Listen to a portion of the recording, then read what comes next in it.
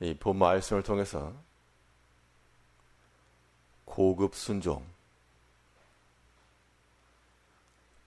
순종이라는 제목으로 하나님의 말씀 증거하겠습니다. 이 같은 것을 하더라도 그 행하는 방식, 여러 가지 상황들을 놓고 급이 다르다는 것을 우리가 알 수가 있습니다.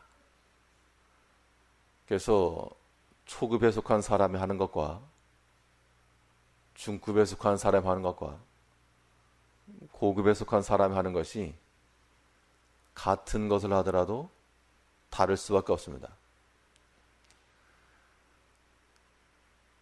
우리가 하나님의 말씀에 대해서 순종하는 주의 종들인데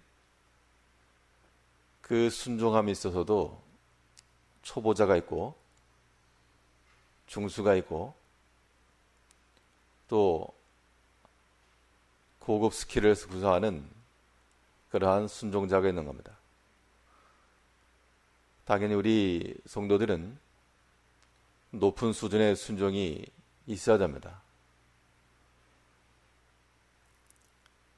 그러면 이 순종함이 있어 초보적이지 않고 오랜 경험과 급이 있는 이러한 순종함에 이른다는 것은 어떻게 순종하는 것인가? 오늘 본 말씀을 통해 살펴보게 되면 말씀의 원형 그대로 행하는 것이 고급 순종입니다. 사람의 생각을 섞지 않고 자기의 경험을 덧붙이지 않고 자기의 상황과 형편을 핑계하지도 않고 하나님께서 말씀하신 것을 그대로 원형 그대로 이루어갈 때 그것이 고급 순종에 해당하는 겁니다. 그래서 성경에서는 하나님 말씀을 더하지도 말고 빼지도 말라 그랬습니다. 왜냐하면 하나님 말씀 자체로 행하는 것이 가장 귀한 것이기 때문에 그런 겁니다. 오늘 본 6절에서 너는 그 말씀에 더하지 말라. 그가 너를 책망하시겠고 너는 거짓말하는 자가 될까 두려우니라. 그 말씀에 더하지 마라. 더한다라고 하는 것은 하나님 말씀 플러스 당연히 자기 생각이죠. 자기 입장이고 또한 자기 경험이고 그런 것을 해야지만 잘 될 거라고 생각을 해도 그렇게 하지 마라. 하나님의 말씀을 빼지도 말고 더하지도 말고 그냥 그 말씀 그대로 순종해 나가는 것. 이것이 순종에 있어서는 아주 고급 스킬인 겁니다. 사람의 경험과 생각이라고 하는 것이 좋은 것이긴 한데 하나님의 말씀에 순종함에 있어서는 때로는 큰 장벽과도 같은 겁니다. 예수님께서 베드로를 처음 만나셨을 때 어디서 만나셨는가? 배 위에서 만나신 겁니다. 배라고 하는 그 무대는 베드로의 그 경험과 그 지식이 10분 발휘될 수 있는 장소였습니다. 그런데 주의 말씀을 들은 후 베드로가 한 말은 말씀에 의지하여 분명 자기 생각에는 밤새도록 수고했기 때문에 지금 여기에 그물을 내려봐야 의미가 없다는 것을 알았지만 그의 생각과 경험을 속지 아니하였고 오직 말씀에 의지하여 그대로 순종해 나갔을 때 원형 그대로죠. 거기에서 순종의 결말을 보게 된 겁니다. 우리가 남의 이야기할 때 우리가 쉬운데 정작 우리 자신의 이야기일 때는 좀 다릅니다. 말씀 그대로 순종을 해야지 라고 다들 생각하셔도 막상 그 말씀 앞에 놓게 되면 여전히 자기 생각 나오게 되어 있고요. 자기 입장 변호하게 돼 있고, 그런 것들에 다 우리가 겉모습만 번지를 한, 실력은 갖추지 못한 그런 초보자와도 같은, 하나님의 말씀에 순종함에 이르지 못하는 어리석은 자가 된다는 겁니다. 이제 하나님의 말씀 앞에서는 더하지 마시고 빼지도 마시고 우리가 말씀 그대로 말씀하신 하나님의 권세를 인정한다는 겁니다. 이 말씀을 하신 하나님의 그 능력과 권세를 존중하기 때문에 그 말씀 그대로 나갈 수 있는 것이고, 더하거나 뺀다라고 하는 것은 그대로 믿을 수가 없다. 하나님의 능력을 인정하지 않는다는 증거입니다. 사실 말씀 그대로 순종하지 못한다는 것은 굉장한 불신앙이죠. 우리 모든 개개인의 삶 가운데서 우리의 신앙적 경험과 또한 지식이 우리에게는 필요하나, 하나님의 말씀을 순종함에 있어서는 다 제하고 그 말씀은 그대로 하나님의 숨겨진 뜻이 있을 것으로 믿으시고, 또 그에게는 아직 드러나지 아니한 힘과 능력이 있음을 또한 믿으시고, 얼마든지 우리에게 길을 주시기도 하고 도우실 수 있는 그 하나님을 신뢰하는 마음을 가지고 있어야지만 말씀 그대로 순종해 나가는 겁니다.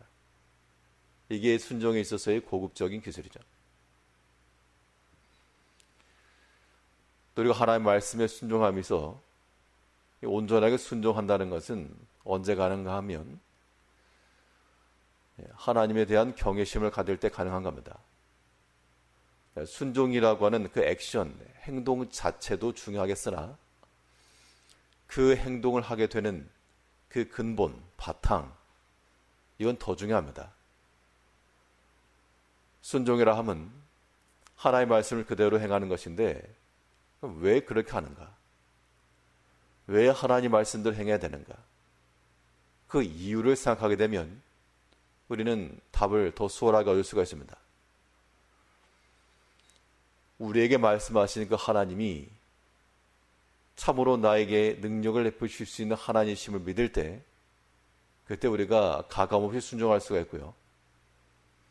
또 그 말씀에 대해서 우리가 불순종하거나 그 말씀 그대로 실행하지 않았을 때 하나님의 그 분노와 진노, 그 심판이 있을 것을 아는 자도 또한 말씀 그대로 행하는 겁니다. 오늘 보면 6절 다시 보시면,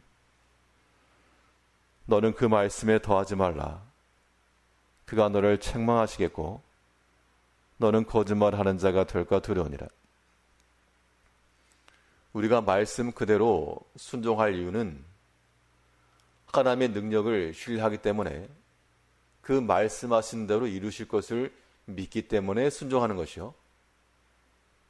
또 한편으로는 그 말씀이 아직 실현되지 않았기 때문에 우리에게는 근심과 염려와 불안함이 들지라도 그 말씀대로 실행하지 않으면 무엇이다? 책망이다. 그 하나님의 어미하신 심판이 있음을 아는 백성들은 그 말씀 앞에 두려워하지 않을 수가 없는 겁니다. 하나님의 말씀이라고 하는 것은 우리에게 양면의 반응을 요구하게 되는데, 먼저는 그 하나님의 그 능력에 대한 사랑이죠. 또 하나는 그 말씀 앞에서의 그 두려움입니다. 마치 뜨거운 것과 차가운 것이 동시에 공존하는 것 같아서 그 하나님의 말씀이라고 하는 것이 우리 가운데 있을 때 우리는 추울 때라도 적응할 수 있고요. 또 뜨거운 때라도 정해낼 수가 있는 겁니다. 하나님의 말씀을 우리가 순종함에 있어서는 하나님을 사랑하고 그의 은총을 받았기 때문에서라도 행할 것이요. 또 중요한 동인 가운데 하나는 하나님을 경외하는 마음으로, 두려워하는 마음으로, 무서워하는 마음으로도 우리는 순종해 나가는 겁니다. 오늘날 사람들이 하나님을 무서워하는 게 아니고 우스워하는 거죠.